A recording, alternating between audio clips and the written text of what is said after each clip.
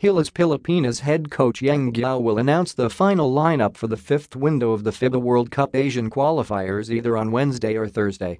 After a week of experimenting on different rotations during a series of tune-up matches, the coaches are now in the process of coming up with the list of 12 players who will see action in the home game against Kazakhstan on November 30th. More or less, we already have an idea who will be in the final 12, Guiao said after the Philippines absorbed its second loss to Lebanon on Sunday. The scrimmages in the tune-up games were a big factor in choosing the players. Guiao admitted that gelling this pool for the FIBA qualifiers posed a bigger challenge to him compared to the team that he steered to a fifth-place finish in the Asian Games 3 months ago. "The core players of the Asian Games team played for me for a long time," he explained. "With that team, we already have 7 to 8 guys who already know what I want, what the system is, and they have specific skills that are suited to the system."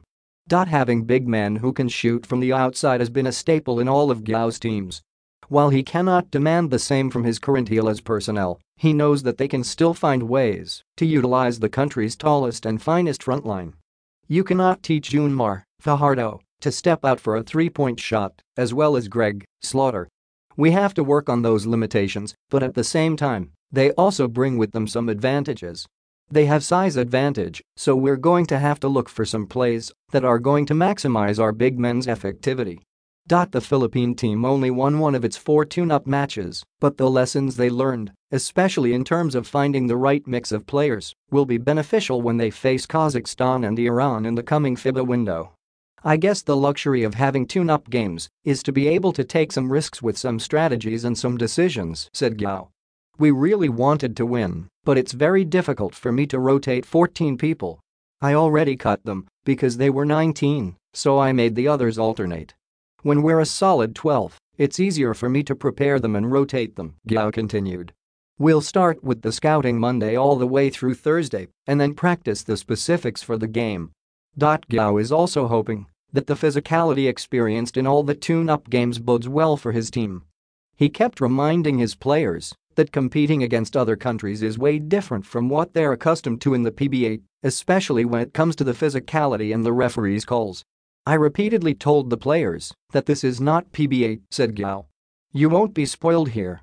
You are superstars in the PBA, but the referees don't know you here. When you get bumped in the PBA, the referees can make a call and bail you out.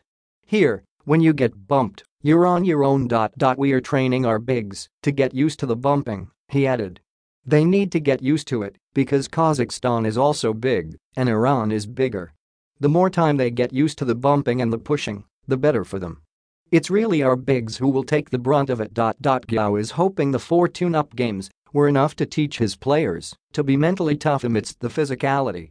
"As I said, it's totally different from the PBA. It's different when bigger players who are stronger and more experienced bump you compared to getting bumped by PBA players who are the same size," he said.